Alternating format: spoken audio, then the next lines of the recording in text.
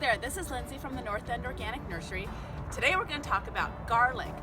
It's about the middle of October now, and we kind of give you the range of between the middle of October to the middle of November as being that ideal garlic planting time. You want a frost to have already happened, which in some parts of the Treasure Valley we have gotten, but you want it to be about 4 to 5 weeks before the ground goes absolutely solid frozen.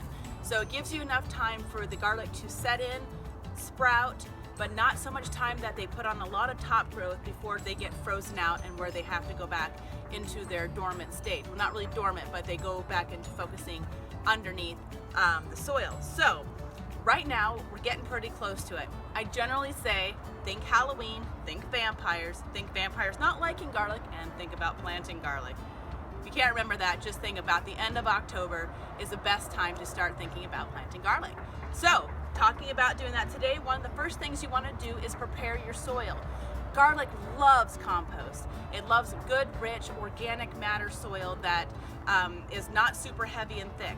The looser the soil, the more nutrient rich the soil, the better and the bigger the garlic will grow. When it comes to garlic, you have two different categories. You have your hardneck varieties. Right here I have a chestnut red, and you have your softneck varieties. This is an early Italian. The early Italian softneck variety will have literally it's a soft neck. When it starts to grow, it's pliable. It doesn't have any kind of stem coming through the middle. The hardneck garlic has the opposite. It has a stem coming up through the middle. As far as the flavor goes, that depends on the person. Some people say that this one's a little bit more garlicky tasting, a little bit stronger. This one definitely has larger cloves that are easier to peel. This one has big and small cloves, not as easy to peel, but the appeal of this is that it is a better keeper. The hardneck garlics don't keep as well because of that looser skin that makes them fun and easy to peel. So, which one do you plant? If you like to braid garlic, make sure you have some soft varieties in your selection. There's another variety called Enchelium Red that's kind of popular around here. If you don't want to braid garlic and you think you're going to eat all the garlic you grow fairly quickly, we'll go ahead and go with a hardneck. Here in the Treasure Valley, we tend to do better with the softneck garlics. They tend to be a bigger harvest. As far as how many pounds you plant and how many pounds you reap, you tend to get more out of the softneck varieties. Another important thing when you're picking your garlic, you must buy certified seed garlic. You cannot go to the store and buy garlic off the shelf at the grocery store and plant it. It is illegal. The reason for that is because we are a white rot quarantine area here in southwest Idaho, and all the garlic that you find that's certified seed garlic is actually white rot free, and it's been tested. So please go to your local nursery and buy certified garlic. It's worth it. If you introduce white rot into your garden, it will take forever to get rid of it. Don't do it. Once you buy your seed garlic, do not break it apart right away. Wait until right before you're about to plant. You can do it the night before, but you don't want it to get affected and shriveled up. So I'm going to go ahead and peel it right now. They've got my cloves. Each one of these cloves will become its own garlic bulb. And you're going to plant this root side down. That's the root side, that's the tip side. So you've got that pointy tip at the top. That's going to go down that way. We'll get back to that in a minute. So first thing we want to do though is amend our soil. I'm going to take a nice organic, using Gardener and Bloom Organics Farmyard Blend soil. It's a mixture of both cow manure and chicken manure compost. It's been thoroughly composted, so it's not going to be too hot or too rich. I'm going to bring this over, and I want to work at least an inch of compost into my soil.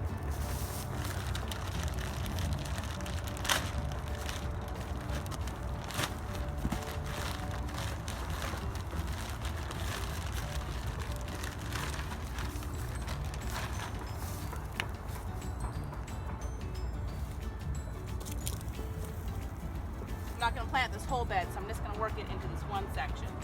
Not that the whole bed couldn't take it, but for starters, I'm going to use a little bit more. The type of compost isn't the biggest, most important thing. Use what you got, but good organic compost is just something that will yield high results when it comes back to planting your garlic. Just a scotch more. And about fertility. Fertility is something best taken care of now. We're also going to want to fertilize in the spring, but getting some of these dry organic fertility ingredients in now makes a huge difference in how it's going to grow in the spring as well. So garlic is a bulb. Bulbs take a lot of phosphorus. So we're looking for something that is approximately a 1-to-1 ratio, 10-20-10, however you want to do it. Organic. Please don't go using any high phosphate type products. It's just not good for the soil or for your food. Use an organic mixture. So you can either do something like, here's bone meal. Bone meal is high phosphorus. We have potassium here in our kelp meal, which I want you to use this no matter what. Kelp is amazing for garlic. They just thrive on it with all the micronutrients that are in here. You get great tasting garlic. And blood meal. Blood meal is a good high nitrogen source. So the combination of about a half a cup of each one of these guys in a about 10 square foot area is ideal.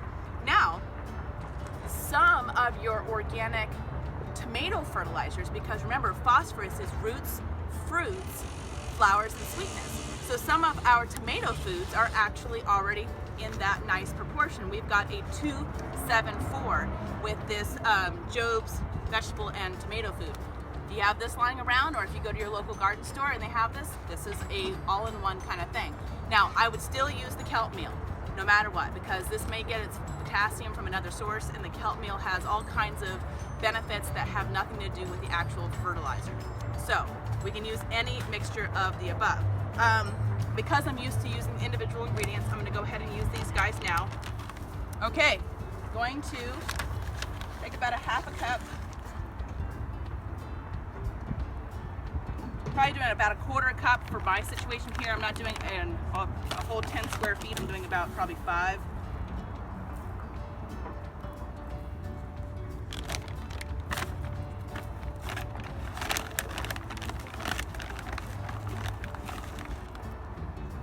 I'm gonna do a little extra bone meal because that's where we're getting that phosphorus from. All right, now that I've got this in here, I'm gonna mix it in.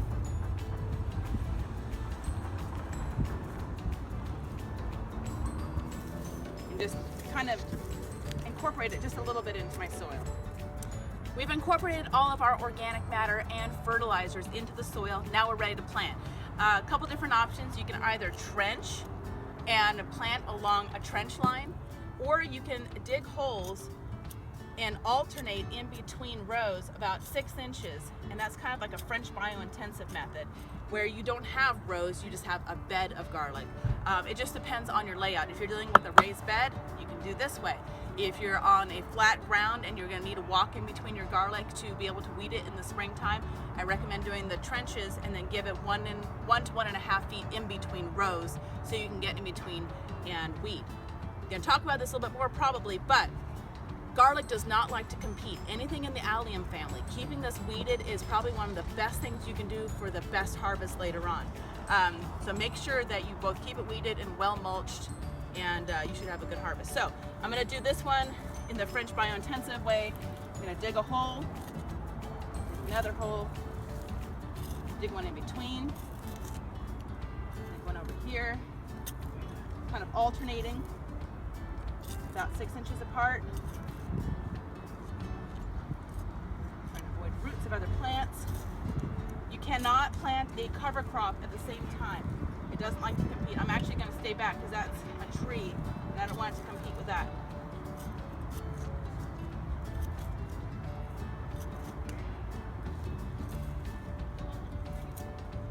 Kind of doing these kind of flippantly for video's sake, but got my garlic, big beautiful piece of garlic, looks healthy, it's solid. Got it from a nice big bulb.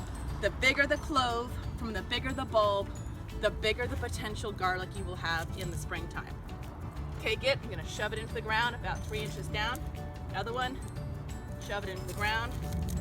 Another one, shove. We need to add a little soil on top of that. I'm gonna stop here so we can do some hardneck. This is chestnut red.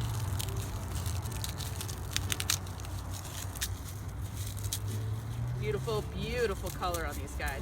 You see here is that hard neck in the middle. The hard neck will give you a scape in the springtime that you need to pluck off. It's a little like pigtail looking flower, and you pick that off and you can eat it and it's delicious. Here's my garlic clove, butt down, plant.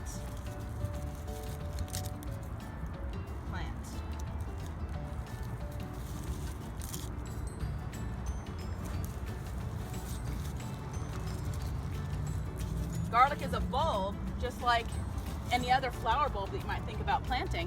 That's why we need to do it in the fall, so it has the ability to have all the cold temperatures stimulate it and tell it to grow. If you try to plant this in, you can do it in the early spring, but if you try to do it in the late spring, you're just not going to have good results. Okay, we're covered up, we're planted. Now I'm going to water this in, and in about 3 to 4 weeks, as soon as the ground actually freezes, maybe by about the 1st of December, I'm going to take a nice heavy mulch of straw, about 4 inches deep. You don't need to do this right now. This is just straw that we have. It's organic straw that kind of laying around. Convenient for example purposes, but you're going to make this about 3 to 4 inches deep. This is a little bit, or sorry, 4 to 6 inches deep.